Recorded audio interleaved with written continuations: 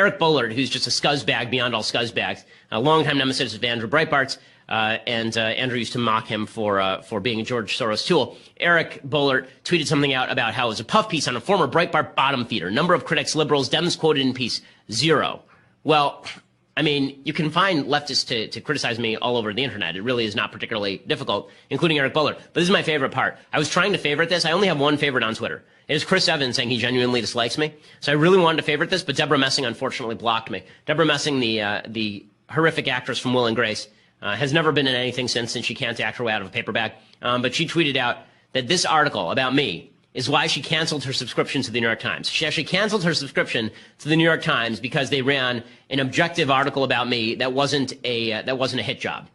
So one article about a conservative that isn't a hit job, and Debra Messing cancels her subscription. I mean, to be fair, I thought her show, Will and Grace, is absolute crap, but I didn't cancel my cable because of it.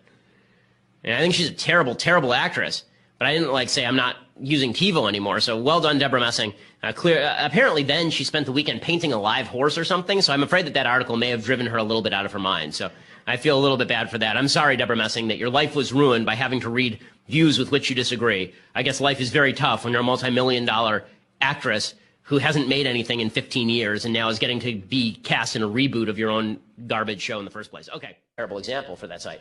But Milo himself is not anti-Israel, and neither is Breitbart. And so the kind of growth of the specific anti-Jewish movement, I think is, let's put it this way, I think it's more specific on the alt-right, and I think it's broader but deeper on the left. I think there's a select group of people on the right who are really openly anti-Semitic and hate me and send me death threats and send me memes about my kids being gassed in gas chambers and all this kind of crap. But on the left, what's closer to the heart of the Democratic Party is an anti-religious bigotry and an anti-Israel stance that is much more dangerous to Jews in the long run.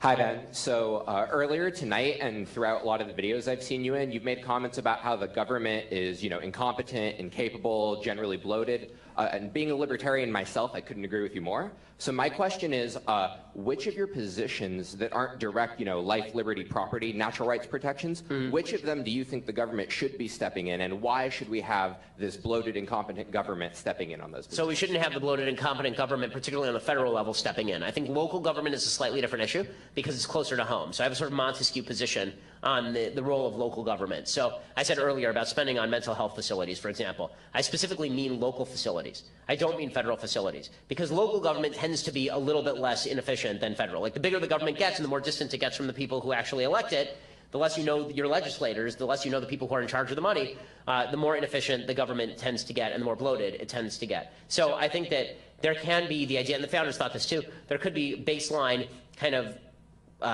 social safety nets. These did exist in colonial America, but these existed at the very, very local level, and particularly at the communal level. So my ideal is that they don't exist from the government at all, right? My ideal is that they exist in the religious community. This is why I think libertarians ought to embrace the idea of powerful social institutions like churches that are actually there taking care of poor people. But if that's not there, then local communities are going to have to, take care of, there are certain groups of people who just can't take care of themselves, and if they fall through the cracks, then that's a referendum on the local community. So.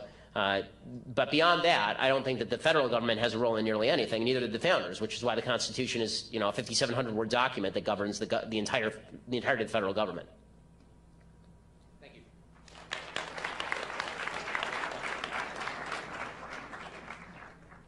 Hey, Ben. I appreciate your podcasts. They get me through LA traffic, so that's good. I'll have to double the length. Yeah. Also, I was a member of the Bruin Republicans when I was here, so I'm glad to see they're still doing these kind of things. And much bigger now than they were when we were here. Yeah, much bigger now. It was like 7 people when I was here. I actually emailed you to get another ticket for my rabbi. I'm a member of a local Orthodox shul. He told me not to ask this because I'd lose, but I'm going to do it anyways. It's about abortion. Okay. And so. Yeah, you're going to lose. But go ahead. Okay, so here we go. Talmudic law states that an embryo is not deemed fully viable until the 40th day. And then Jewish mourning rites don't apply to an unborn child. The embryo is treated as an appendage. And Rashi, which I know you know. Yeah, this is a machlok between Rashi and Rambam. Right, and Rashi said that it's considered. Not to get too abstruse, folks. Right. Let's just say it's till the 40th day. That's not the moment of creation because, he talked about bones and whatnot and arteries forming. Also in the Exodus, they talked about how if two men get in a fight and a woman who's pregnant loses a child, he owes her the equivalent of an appendage. So my question to you is, you always talk about drawing a line in the sand. Where do you draw the line in the sand, the moment of inception, or creation, whatever? So the line is 40 days. According to Rashi, according to Talmudic law, why not draw the line at 40? Why do you disagree with that? Okay, I disagree with that because basic biology does not draw any distinction at 40 days. So I think that Talmudic commentators who are writing in 70 CE are less knowledgeable about basic biology than we are now. They didn't have ultrasounds. They didn't know what was going on in the womb. There's some pretty bad science in the Talmud. To be frank, there's some pretty bad science in Rambam. I think Rambam would have been one of the first people to actually suggest that modern science ought to be taken at face value.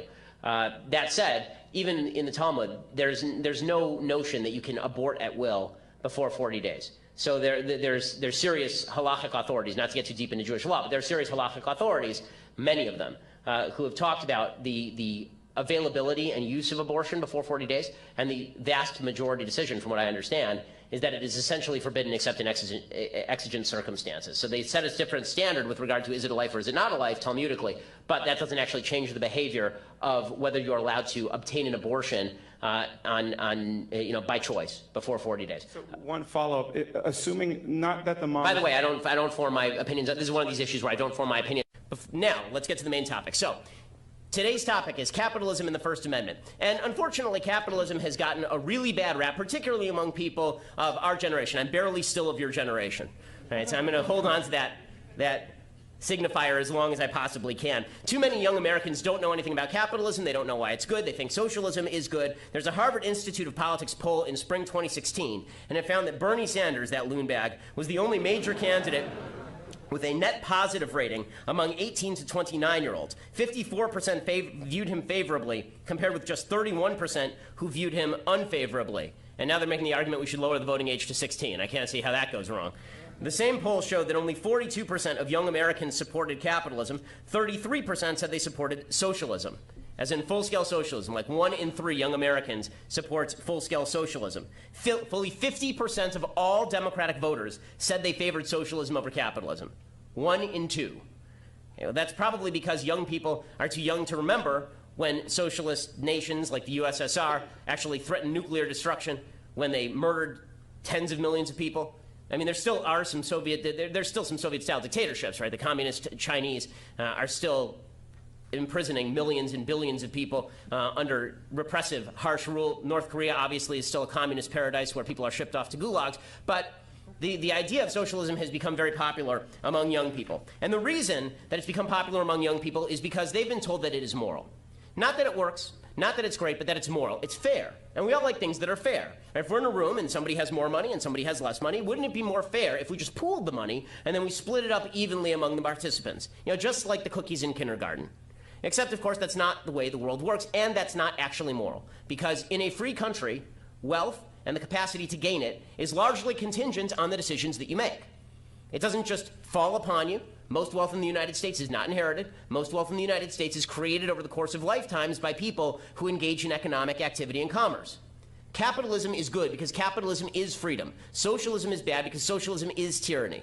Not it's an aspect of tyranny. Socialism itself is tyranny. The statement of socialism is that your labor is owed to the society. The notion of socialism is that you do not own your own freedom. You do not own your own time. You do not own your own labor. You do not own your own work. You do not own the products of your own work.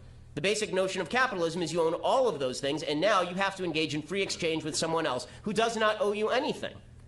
If you want to thrive, if you want to succeed, you are going to have to make something somebody else wants. People think capitalism is selfishness. No, socialism is selfishness.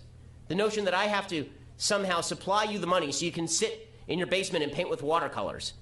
Socialism, the idea that I'm supposed to fulfill all your dreams by paying you for something I don't want and have no need for. But capitalism is precisely the opposite. We all do stuff in our daily jobs that we don't like. Why? Because there's a group for it who want to consume it. How many people love their daily job every day? I'm lucky. I get to go to a job that I really enjoy every day. But a lot of people don't. And you know why they do it? They do it because they understand that in a free society, they're going to have to produce something that is not entertaining and interesting only to them. If my podcast had 1 listener, I would have to quit podcasting. And if whatever business you go into has no customers, your business will go out of business. As I'm fond of saying, capitalism is forced altruism. It forces you to do something that somebody else wants if you want to live. Socialism is forced altruism in a different way. It's forcing your altruism to me. Right? So capitalism is about I have to be forced to do something good for you in order for me to live. And socialism is about the idea that I have to be forced to do something for you so that you can live. That's not the same thing at all. Capitalism also happens to be the most efficient system for the distribution of wealth in the history of mankind. It is the greatest capital, it is the greatest engine for growth in the history of mankind. It is the single greatest force for the empowerment of individual human beings in the history of mankind. So, why is it unpopular after all this is said? It's unpopular because it's very easy to demagogue capitalism. Any policy that has diffuse costs and concentrated benefits is a popular policy by nature. Right? Any policy that has diffuse costs and concentrated benefits is going to be popular. So subsidies, for example, to farmers in Iowa, those are popular because farmers in Iowa get a big chunk of cash, and you only lost 1 cent off your paycheck, so you didn't even see it, you didn't even notice it. Well, socialism is sort of the same idea. If you don't notice the money coming off your paycheck, then you're not going to notice that that one person is getting a bunch of money. So that person benefits, and that person feels good about the benefits they just received, but you don't even notice the money coming off. Except that in a socialist system, you have to take so much money off the top that everybody notices, of course. Now, socialism in and of itself, as I say,